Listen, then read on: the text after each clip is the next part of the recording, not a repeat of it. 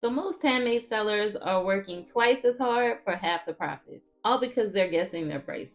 But today, I'm breaking down the real numbers so you can finally stop guessing and price your products with confidence. I'm Mia from Girlee Bags. I've sold hundreds of handmade bags and products online. I've built a community of thousands of sewers, and I teach women how to turn their creativity into a real business inside my Handmade CEO Academy. So if pricing ever made you second guess yourself, stay with me, because these 7 things is going to take the guessing out of pricing and finally get you a profit. So first, you want to know every material cost. So for example, if I was to do this for one of my Bible covers, the material cost worksheet looks like this. I write down each material, how much it costs per yard, and the time that goes into each step. Your materials are more than just fabric and zippers.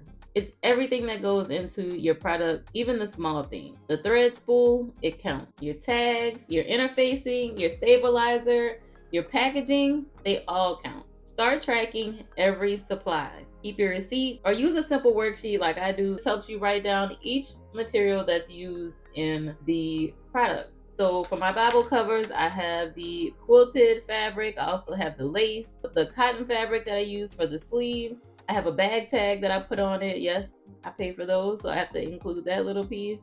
The thread, the fusible fleece, and also the ribbon. Also the packaging, the box, the tissue. I also add a thank you card and a little card inside of the thank you card. And also the tape to tape up the box. But all of those things are the materials that you use. So you want to write down the cost of all of the materials. But anything that even costs a penny add up fast. You'd be surprised. And knowing your true material cost is the first step in pricing your products with confidence. The second thing that's important when it comes to pricing your products is tracking your labor. And this is where a lot of makers go wrong. We forget to pay ourselves. But if you want a business to last, you have to value your time. So here's a simple formula that you can use. Your labor cost is your hourly rate multiplied by your time spent making the product. So if you want to make a bag that takes about 3 hours to make, and you want to pay yourself $25 an hour, then the labor is $75. That's your paycheck, not your profit. That's definitely your paycheck. And your time is valuable, so it needs to be built into the price.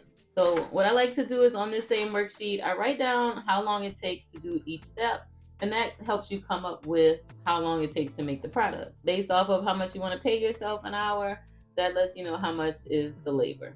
So moving on to the third thing that's very important, your overhead costs. The overhead covers everything you need to run your handmade business, even if it doesn't go directly into one product. Think about your sewing machine, your scissors, your Canva subscription, your rent, your electricity, your house note. If you don't include the overhead, you're missing a big piece of the real cost. So add up the monthly cost of your business expenses and then divide them by how many products you make each month. I try to make and sell about 20 products per month. And that gives you an overhead amount to add to every item so your prices reflect the true cost. And the fourth thing, your Etsy fees and expenses. Or maybe you use some other platform, but I've been on Etsy for about 5 to 6 years, and there's a lot of fees that go into it. In the Handmade CEO Academy, I also have another worksheet that breaks down all the fees for Etsy. So Etsy has listing fees, transaction fees, processing fees, your shipping label, taxes, all those things have to get included into the price of your product. So you definitely want to write all of that down. All the total fees for Etsy right now, for me, it comes out to be about $13 per product, which is a lot because you have the listing fee, which is 20 cents. The transaction fee, depending on the cost of my product, is about 6.5% of the item plus the shipping. So that's $2.92. The payment processing fee is 3% plus 25 cents. So that's $1.69 on a $50 product.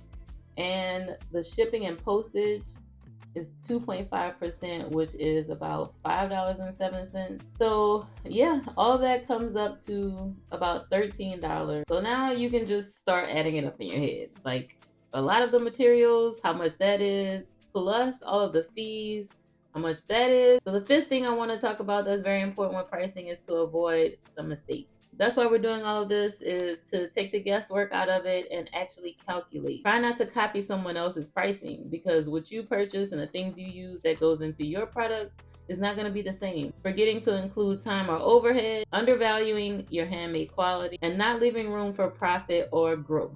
So if you're constantly selling out and not seeing any money left over, that's a sign that your prices are too low. You deserve to profit from your hard work. So the sixth thing is understanding your worth. People aren't just buying fabric and thread, they're buying you. Your skill, your creativity, and your craftsmanship. Pricing isn't about being the cheapest. It's about being sustainable. So your business can grow, thrive, and bless others for years to come. And the seventh thing is, if this video helped you think differently about pricing, then you'll love the deeper dive in the Handmade CEO Academy. That's where I show you real examples and how I price my Bible covers step by step using my cost time worksheet and my overhead tracker. So stop guessing and start pricing with confidence, because you're worth it and your work deserves to be profitable.